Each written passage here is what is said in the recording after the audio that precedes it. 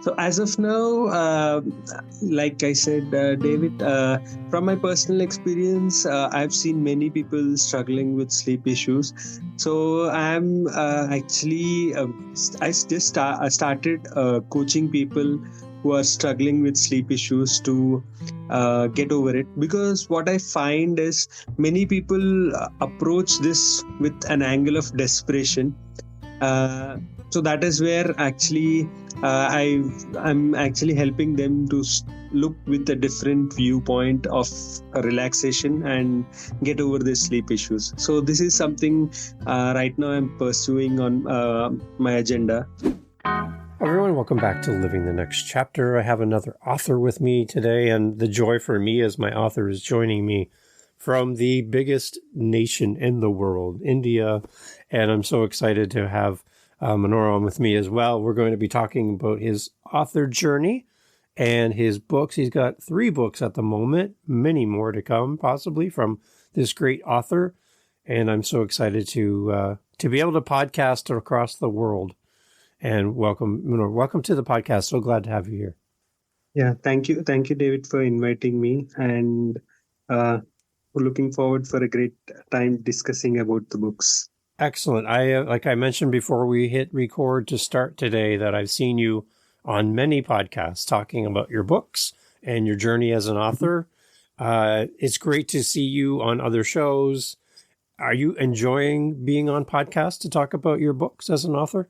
Yeah, so I do like talking about my books, about my journey, and like what are some things. So I always believe like it's like Warren Buffett said, it's good to learn from mistakes, but it's smarter to learn from some others' mistakes. So I feel like I have made those mistakes, and it's good to share those mistakes so that others don't make that mistake. Excellent. Yeah. And we can always learn from each other, right? And especially for a new author that's listening and they wonder if they can really do this. Can they be an author? Can they write a book? And they look to people like you who are an inspiration. You've done it. You're an author. And they look to you for advice. What kind of advice would you give to a brand new author to get them to share their story with the world?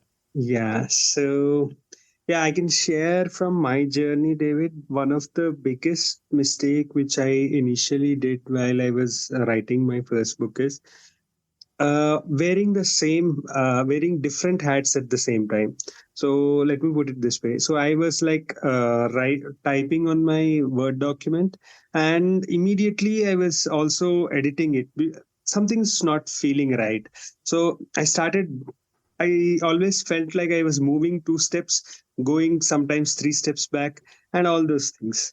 So, and later I was like you shared, like we learn from each other. So I was going through a YouTube video, and where I understood that the basically the premise is simple, that when you are wearing an writer's hat, just wear the writer's hat, and when you are wearing the editor's hat, wear the editor's hat. Don't mix and mash these things. So the biggest thing why many people get stuck is they start writing and then they immediately start editing, and they don't see any progress. So but actually, from what I understand, like I have talked with multiple authors, and I'm pretty sure you would also agree because you are an author. So writing a book is about writing and then editing and rewriting it. So only when you write, edit, and rewrite, that is when books really come. So this is something which, as an advice, I would give to someone who is thinking of writing a book but haven't started. Yeah, that's great advice, because if you are writing and editing at the same time, that's 2 different things you're trying to do at the same time, and you're not going to do either one of them very well if you're trying to do too many things at once. So focus on the writing, and then when you're done, focus on the editing, and keep them separate. That's a really good tip, I think, that everyone could put into practice today. Yeah. So tell me more about the books that you're writing, because I'm very curious. Your story is that you were struggling with sleep And one of Mhm. your books that you talk about, what you're talking about sleeplessness and your journey working through that and some of the remedies and solutions that you've come up with to help you yourself. And now you're able to Mhm. tell your story to help others. Tell us a little bit about some of the problems that you were having before you wrote the book and maybe the reason why you wrote your book. Yeah. Okay. So yeah, so I would say right from my teenage years, I had this issue, one-off issue, like with any person, had an occasional sleepless nights. But back in 2019, I was going through a lot of things, and one of the thing that I observed was I was in a state of desperation. So because uh, I felt that I was going through a TED talk, and basically, what the premise is, cutting down consciously on sleep is a big no no. And I found that I was on the wrong side of things. So I was cutting down on sleep by sleeping very late and all. So I wanted to fix my sleep. But then the thing is, I was on the side of desperation. So I was trying very hard to sleep, and the problem was like I wasn't sleeping. I was just tossing on the bed and doing all those stuff, but couldn't go to sleep. So I was trying every possible hack on the internet that I could find. Mm. Like on YouTube, you see so many things like do this technique and fall asleep within 30 seconds or all those kinds of things. But none of that was working. So, but then uh, yeah, I was diagnosed that I was on anxiety, and I was on anti-anxiety pills also. But the biggest game changer for me was the practice of meditation before going to sleep. So what I used to do is before going to meditation, just had my earphones on and listen to guided meditation, and that is a practice which I did. And slowly, the desperation completely started weaning off, and I was just living in the present moment, and that is how the desperation was gone. So automatically, I was able to sleep much better. So that yeah.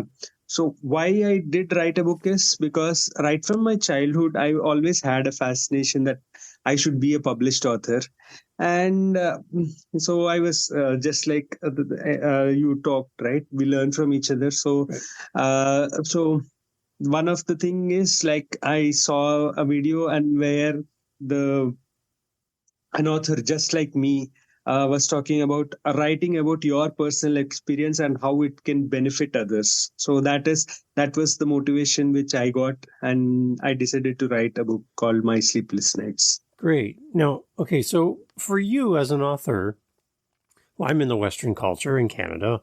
And over here in our country, we have two official languages. We have English and French, and that's our two Mhm. official languages. For you, in your part of the world, you have multiple languages. And what I'm understanding from your culture is that English is actually quite popular in India as far as Mhm. one of the more common ways to communicate across different languages. It's kind of like a bridge between two different languages to use English. How Mhm. popular is it to write as an author in India? Do you write everything in English? Tell me a little bit more about that in your culture as well. Yeah, like you said, we have India is basically a land of diversity where there are many languages and many dialects being spoken. But yeah, so yeah, since we all fall in the under the globalization, so thanks to this internet culture where uh, we all are globalized and connected, so we have quite a lot of interactions with uh, the counterparts from Canada or US or the UK. Mhm. So, and the other thing is, if you know, like India was invaded by the Britishers, and Britishers ruled Right. for more than 250 years. And slowly, they started propagating the language of English, and that is how we've used English as one of the main languages. You can say, like though we have a lot of regional languages, but we've used English a lot. And yeah, especially with globalization, English has caught on trend. So I can say like my education, everything happened in English only. So that is how. So I'm used to speaking in English, talking, I mean, writing, and of course, reading books in English also. So that is so I've written mostly the book in English only. Okay. Okay, that's good to know. And then the one thing I know, because we mentioned you have been on many podcasts on YouTube and other podcasts, how popular is podcasting for you, your generation, and your country? I'm just curious from my perspective in Canada.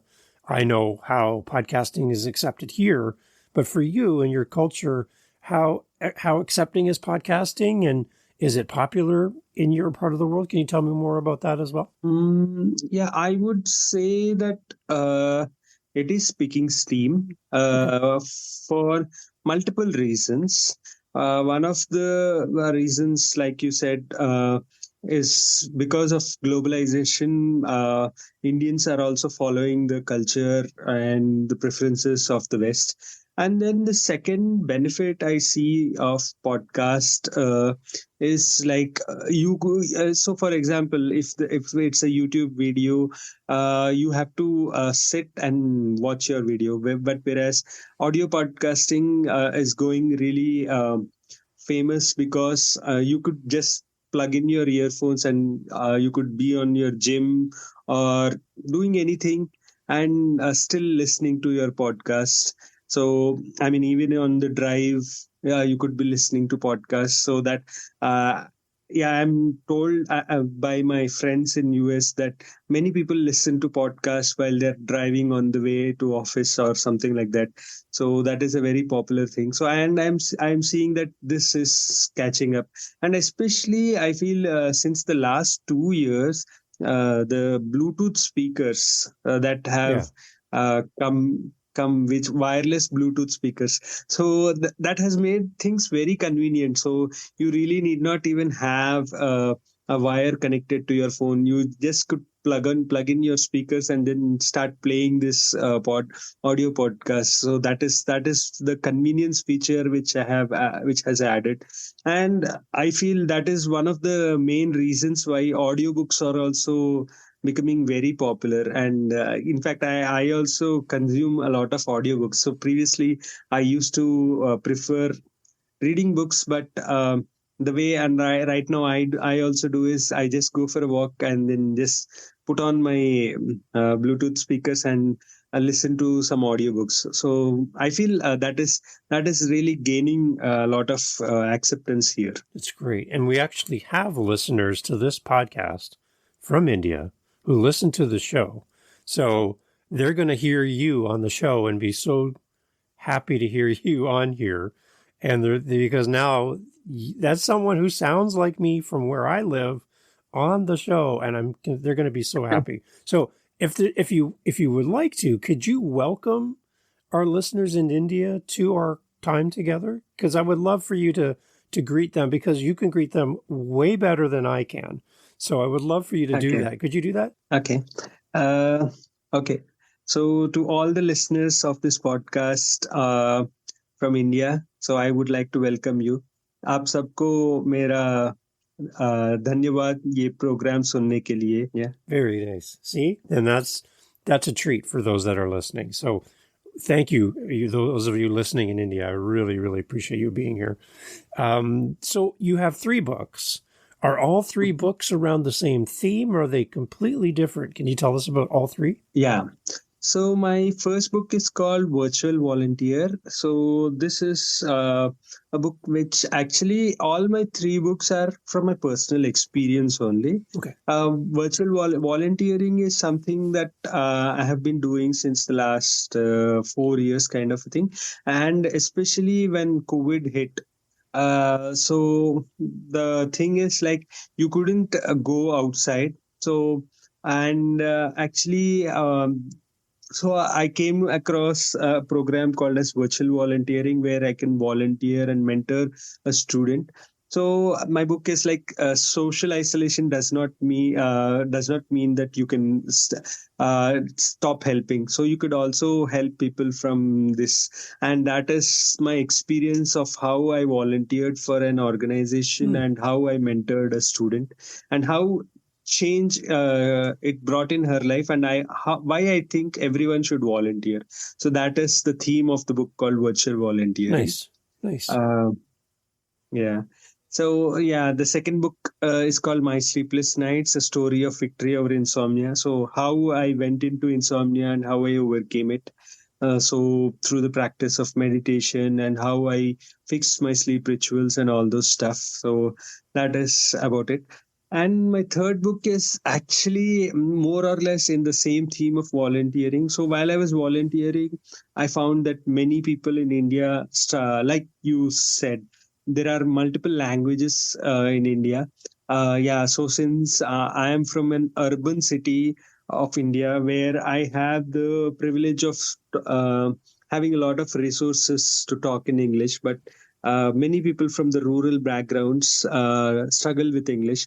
So I've created basically 20-day practice exercises so that they can do that simple practice. So it's not that they can start from basics, so they need to have some basics of English, and from that they can do those exercises and improve on their English. So that's the third book about. I love that you are so passionate about volunteering and helping people. Can you tell me more about for the first book, you talked about a girl in particular that you were helping. What kind of Mhm. things were you helping her with? And what did Mhm. it mean to her to have someone like you come along and help Yeah. her on her journey? What did that feel like for her? Yeah. So it's basically if I recollect, it was a 15-day curriculum, David, Okay. and it was on basically different kinds of things. So the first thing was uh, uh, goal setting. Okay. Then the second thing was about time management. So the organization, so the I would say the NGO that I volunteered for had given a curriculum kind of a thing, Okay. where so basically many people have goals but they don't follow the smart SMART, so specific, measurable, achievable, realistic and time bound Hmm. framework. So and many people struggle with that and have a very vague goals. So that is how I was able to help her. And yeah, so the questions related to a career, how to make the career progression. So basically all these things are not really taught in schools, which is about social networking, how you build your network, and what is the benefit of building a network, creating a win-win situation. So for example, right now when I am on your podcast, it's a win for me because I am on a podcast, and it's a win for you also because Yeah. you can have another episode. So having a win-win situation, creating networking, and how to grow in like whatever you start your career, how to grow, so how to prepare for an interview. Those were the broad guidelines on which these things were there. And so the feedback that I got was like she enjoyed these calls that I was doing, and she was actually waiting for those calls. So that is what she told. And yeah, so like I talked about volunteering, so I was talking about volunteering, and after that, she was already volunteering, but when I mentored her and I told her, this even cemented her opinion, and she was like, "Yeah, I will volunteer for the rest of my life." So Hmm. that was a feeling of satisfaction I got.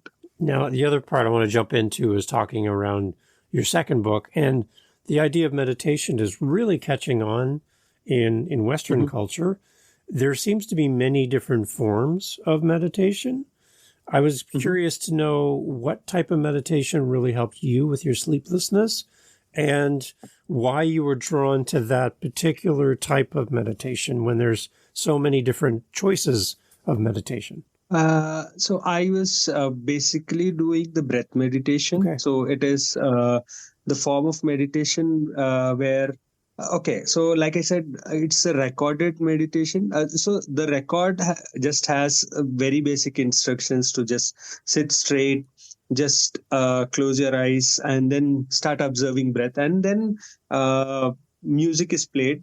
Yep. Okay. So and randomly at some places, the instructor says, if you have lost track of your breath, just gently return to your breath. So I feel breath meditation is one of the easiest, of course. But yeah, so as they say, like what is easy is not easy to. What is easy to do is also easy not to do. So Right. Right. that is where. Many people I feel not cannot do this breath meditation because they think that they'll get distracted and all those stuff. But I feel one of the easiest way is breath meditation, but there are multiple forms. Like you could also do something called as walking meditation or chanting meditation. There are multiple things. So I would say, like, just keep experimenting, and the one that sticks with you where you are feeling much comfortable, just do that, is my take on this. That's great. What does it mean for you when someone buys your book and leaves you a review and tells you, as the author, how helpful your book has been? Is that important to you to hear back from your readers about what they think of your book? Yeah, of course, because yeah, as you are an author, so when a feeling of satisfaction definitely comes when someone leaves a review, Mm-hmm. as so that is something. And so it gives yeah, I would say a feeling of satisfaction is one of the most important thing. And uh, the feeling that you could help and make a difference in someone else's life is really something that I also like. It's amazing what you can do as an author, and again, to have a community that comes around and reads your books and supports you. For those that Mhm. have supported you on your journey as an author, family and friends, readers, do you have any special message you'd like to say to them for supporting you in your journey as an author? So the special message is, I just want to say thank you for all the love and the support you have given me. And I just hope that you will keep supporting me in whatever I do. So that is my I message. love it. Now, you're a young man. You have a long, long life ahead of you. What are your goals into the future? What are you planning to do? Are you going to continue writing? And if so, what else would be interesting for you to write about? Uh, yeah. So as of now, like I said, David, from my personal experience, I've seen many people struggling with sleep issues. So I'm actually, I started coaching people who are struggling with sleep issues to get over it. Because what I find is many people approach this with an angle of desperation. uh, so that is where actually I'm actually helping them to look with a different viewpoint of a relaxation and get over their sleep issues. So this is something right now I'm pursuing on my agenda. So people can work with you directly and you can help them to address their sleeplessness. Yes, yes, Okay, so yes, I David. have to ask then, how do people contact you? Because there's probably people listening right now that are sitting up straight going, wait, I'm looking for someone to help me with this. How do I connect with you? What do I do? So I'm guilty to be available on all social media channels. So you can search my name and you'll find on social media channels. And of course, I do have a website with my name, manohargrandhi.com. So you can search my website and you'll get a link to me. Uh, and you can book a call with me, and then we'll go forward from there. Wow. So, that's nice to know as well. So, do you get a chance to go out and speak about your topic at all in front of people or virtually online? E- Virtually online? I didn't get Like on you. the computer, do you do like a virtual meeting with people, or do you speak at Yeah, yeah. all in front of like groups of people about your topic? Yeah, yeah. So, yeah, I've been mostly talking virtually only. Okay. And yeah, I'm still working in a software company, and sometimes I do talk with people in person. But yeah, mostly I have been talking with people virtually only. Great. So if we have a virtual meeting and we're looking for a speaker to come in and talk about sleeplessness and meditation, you would be available to Mhm. come on a Zoom call or a online meeting and address the Yes. people on there. That's great. Yes. Excellent. Excellent. So any last thoughts for the authors that are listening to encourage them? Maybe they're in a part of the world and they think, I don't know if anyone would ever want to read my book. I feel like I'm not important enough, or my topic's not important enough that someone would really be interested in what I have to say. How do we get past that feeling that maybe we are not the most smartest or know the most information to be helpful? How do we work through feeling like we're not good enough to be an author? Any suggestions from you? Mm, yeah. So yeah, I do agree that many times we do have that inner critic in us thinking Yes. about all these things. But yeah, so I just feel the thing is, yeah, I do acknowledge the inner critic, but I just feel just focus on building momentum to finish your version one of your manuscript. So it could just be like yeah, I've seen multiple people's like sitting with 70% of their manuscript or 90% of their manuscript done, but yeah, having that self doubt. So it's okay, like having that doubt, but still just push yourself to finish that manuscript and create a version one. And I feel it's always like they say, version one is always better than version none. Right. And you can keep improving and keep improving based on the feedback. So and the beauty about it is now with uh, this Kindle and self-publishing, right? So you can create so many versions. So it's like literally you can start creating a version one today morning, and within the next 10 minutes itself, you can create a version two also. Right. So that's the beauty about the self-publishing and all. So so yeah, so I would just say, like, to people who are stuck, it's just in your head. Uh, Create that version one and just keep improving on it, is my take on this. I love it. I love it. So we're going to have links for all of your information in the podcast so people can connect with you. Again, I just want to say thank you for making time to do this. I know that with the time change, your time is much Yeah. different than my time right now. And I want to just honor that and say thank you for being a part of my podcast, sharing your journey as an author, and that you want to help people, whether through volunteering or helping them with their sleep.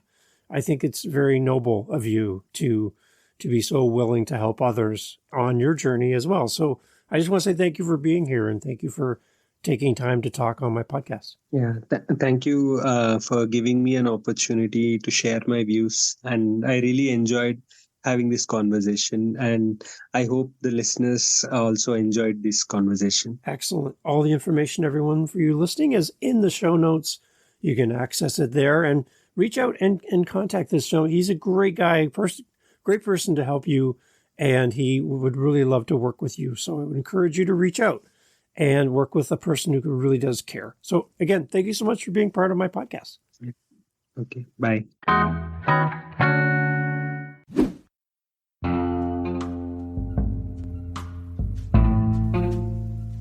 Hey, well, thank you for listening. It's a new year, and we're excited to be releasing even more great episodes of Living the Next Chapter. And we want you to come along for the journey. Thank you for being here. If you know of an author that you would love to have featured on the podcast, an author that you enjoy, an author that brings you that excitement that you would just love to hear them interviewed on this podcast, I would love to hear your suggestion for a future guest. And what would be a question or two that you would want us to ask them on your behalf? Go to livinginthenextchapter.com. There's a little speak pipe icon there. You can leave me a voice message. Tell me who should be on the show and give me some question ideas. And I'll use your request and reach out to that author and invite them on and give you full credit for the idea. livinginthenextchapter.com. Would love to hear your suggestion. And thank you for listening. Catch you on the next episode.